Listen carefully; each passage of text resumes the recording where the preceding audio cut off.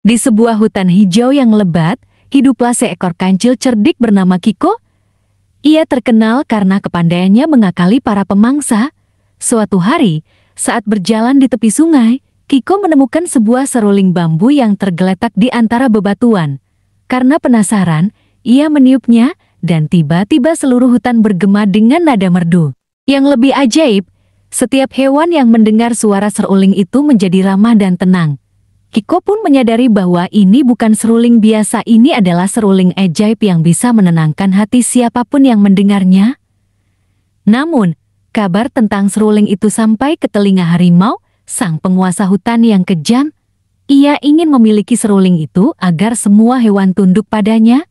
Maka, ia pun memerintahkan anak buahnya, ular dan serigala, untuk menangkap Kiko. Suatu malam, saat Kiko sedang bermain seruling di bawah pohon besar, serigala dan ular mengendap-endap mendekatinya. Dengan gerakan cepat, mereka menerkam Kiko.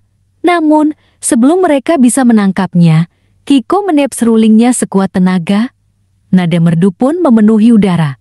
Seketika, serigala dan ular menjadi tenang, bahkan tersenyum dan menari dengan gembira.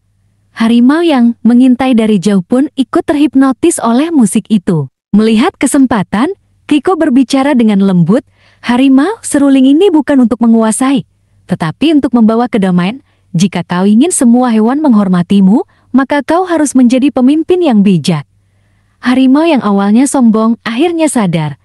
Ia pun meminta maaf kepada semua hewan dan berjanji akan melindungi hutan tanpa kekerasan. Sejak hari itu, hutan menjadi tempat yang damai dan Kiko terus memainkan serulingnya untuk menjaga keharmonisan di sana. Setelah harimau sadar akan kesalahannya, ia mencoba berubah menjadi pemimpin yang lebih bijak. Namun, tidak semua hewan di hutan percaya begitu saja. Beberapa masih takut, sementara yang lain curiga bahwa ini hanyalah akal-akalan harimau untuk mendapatkan kepercayaan mereka. Suatu hari, datanglah sekelompok manusia pemburu yang ingin menangkap hewan-hewan di hutan untuk dijual.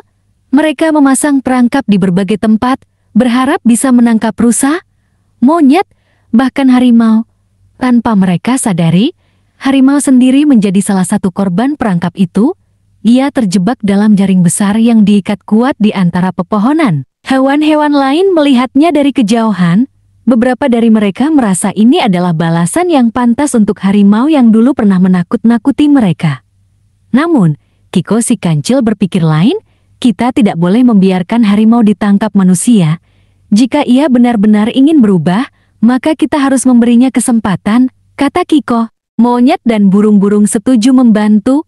Monyet-monyet memanjat pohon dan menggigit tali jaring, sementara burung-burung mengawasi pergerakan pemburu dari udara.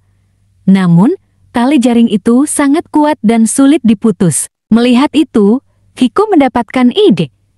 Ia mengeluarkan seruling ajaibnya dan mulai meniupnya perlahan. Nada merdu kembali memenuhi hutan.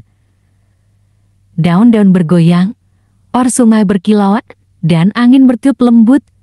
Namun kali ini, sesuatu yang luar biasa terjadi. Suara seruling itu membuat tali jaring perlahan-lahan melemah dan terurai. Harimau akhirnya bebas.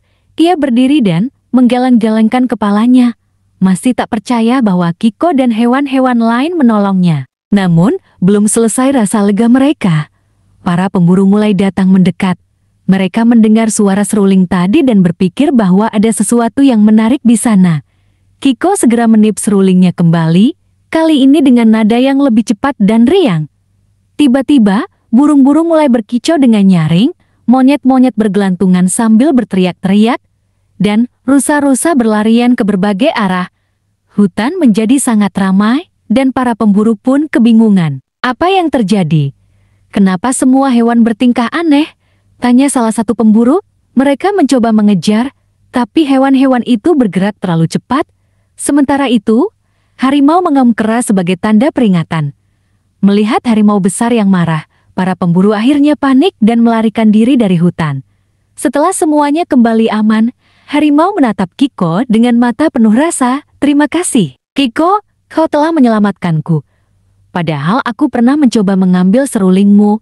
Aku berjanji, mulai sekarang aku akan benar-benar menjaga hutan ini, bukan dengan ketakutan, Tetapi dengan keberanian dan kebijaksanaan, Kiko tersenyum, kita semua punya kesempatan untuk berubah. Yang penting, kita mau belajar dari kesalahan. Sejak hari itu, harimau benar-benar menjadi pemimpin yang adil dan hutan pun tetap damai di bawah alunan seruling ajaib Kiko.